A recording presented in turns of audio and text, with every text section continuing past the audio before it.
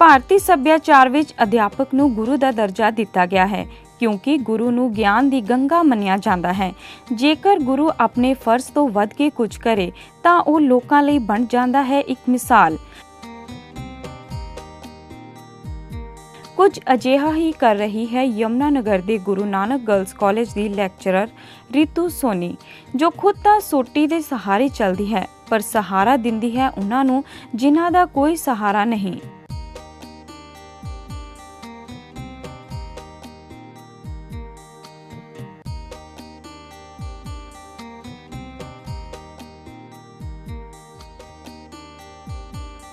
यमुनानगर के Guru Nanak girls college च lecturer Ritu Soni खुद अपाहिज है पर उन्हां दे सहारे कई विद्यार्थियां अपने मुकाम तक पहुंच गईयां हन।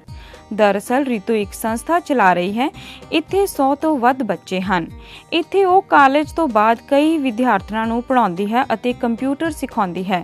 उस कोल कुछ अजिहे भी विद्यार्थी हैं जो किसी कारण करके अपनी पढ़ाई पूरी नहीं कर सके, जिन्हां नूं अगे पढ़ाउण दा जिम्मा उसने लिया है। ये सब वो बिना किसी सरकारी सहायता दे करदी है। गरीब बच्चों की पढ़ाई लई वो अपनी तनख्वाह तक खर्च करन तो गुरेज नहीं करदी।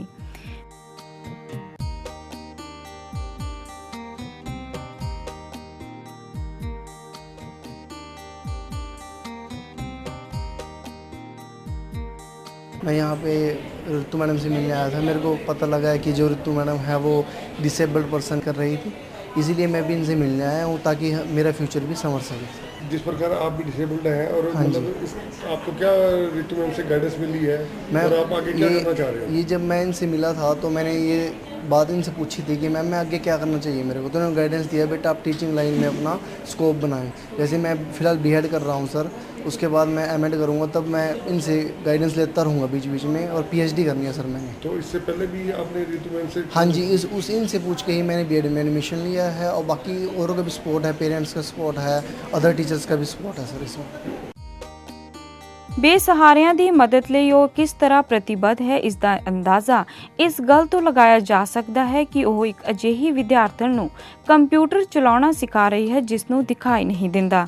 गौरतलब है कि अंधेपन के रोग तो पीड़ित विद्यार्थन बबीता के हथ मोबाइल की टच स्क्रीन ते इस तरह चलते हैं कि वेखण वाले हैरान रह जाते हैं। रीतू ने बबीता का दाखला भी अपने कॉलेज विच करवाया है जिथे वो बीए की पढ़ाई करती है।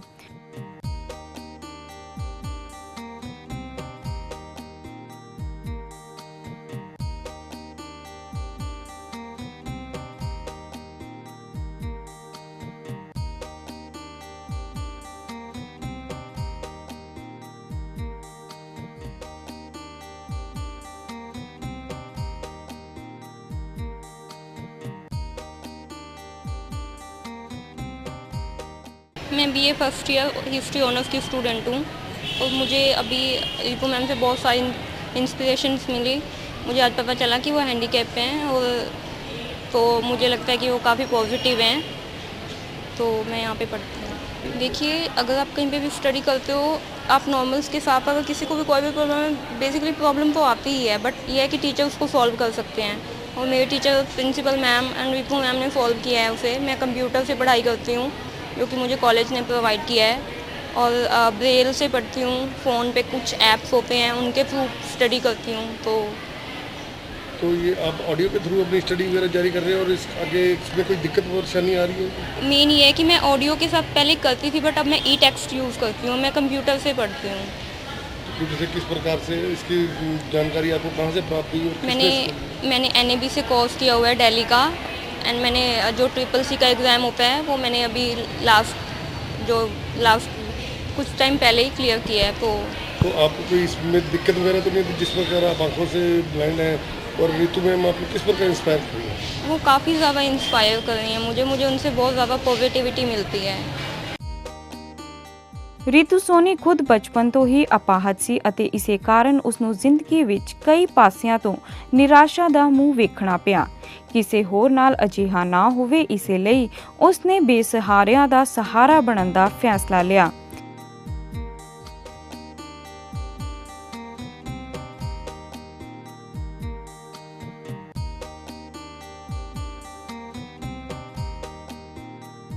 बच्चों को इंस्पायर करने से पहले हमें पेरेंट्स को इंस्पायर करना पड़ता है कि आपके बच्चे हैंडीकैप नहीं हैं, क्योंकि पेरेंट्स और सोसाइटी ये सोचे कि ये बच्चा है तो बेचारा या बेचारी ही समझ के चलता है, उससे ना तो कोई काम कराना देते हैं ना उसे इंडिपेंडेंट होने। आप उनको नॉर्मल इंसान समझो ना, नॉर्मल इंसान समझो। एक काम में वो नहीं कर सकते लेकिन दूसरे काम में वो बहुत शातिर होते हैं, या शातिर भी नहीं, मैं कह सकती हूँ कि बहुत ज़्यादा एक्सपर्ट हो जाते हैं तो आप उन चीज़ों को लीजिए जिसमें वो उनका एक्सपर्टाइज है और एक स्ट्रीम में उसको लेना चाहिए। सोसाइटी को एक्सेप्टेंस, सोसाइटी इस केस में सबसे पहले मेरा यह टीचर कि पहले तो जितने भी मेरे संस्था में होते हैं बच्चे होते हैं या स्कूलों से मुझे पता चलता है कि ये बच्चे, तो उसे मोटिवेट जाके ये किया जाता है भाई इसे कॉलेज ज़रूर दीजिएगा। अगर आप एक स्टेप भी नहीं कर सकते तो कैसे करवाते हैं, ये एक रोल मॉडल है।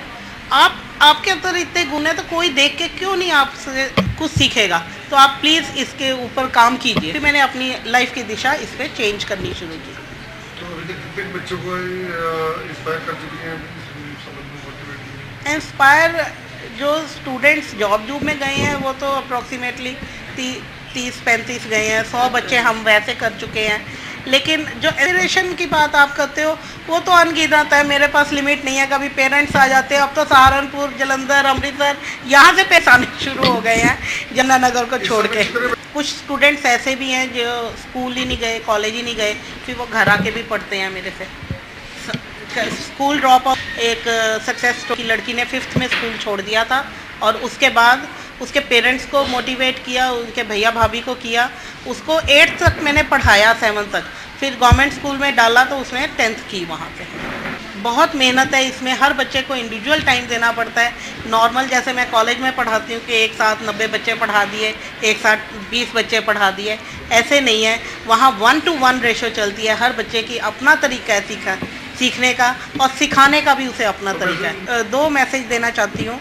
पहला ये कि भाई एक्सेप्टेंस कीजिए हैंडीकैप्स की भी, कि वो आपकी सोसाइटी का हिस्सा है, वो कोई बेचारे नहीं है। बार बार उन्हें ऐसे मत कहो कि हाँ ये हो गया, रो मत। अगर एक चीज़ नहीं है तो दूसरी उनको भगवान ने बहुत कुछ दिया हुआ है। और दूसरी बात ये कि वो उनको पैरों पे खड़ा होने दें। ਇਹ ਹੈਰਾਨੀਜਨਕ ਪ੍ਰਤੀਤ ਹੁੰਦਾ ਹੈ ਕਿ ਅੱਜ ਦੇ ਇਸ ਸਮਾਜ ਵਿੱਚ ਕੁਝ ਅਜਿਹੇ ਇਨਸਾਨ ਵੀ ਹਨ ਜੋ ਬਿਨਾਂ ਕਿਸੇ ਸਵਾਰਥ ਦੇ ਲੋੜਵੰਦਾਂ ਦੀ ਨਿਸ਼ਕਾਮ ਸੇਵਾ ਕਰਦੇ ਹਨ।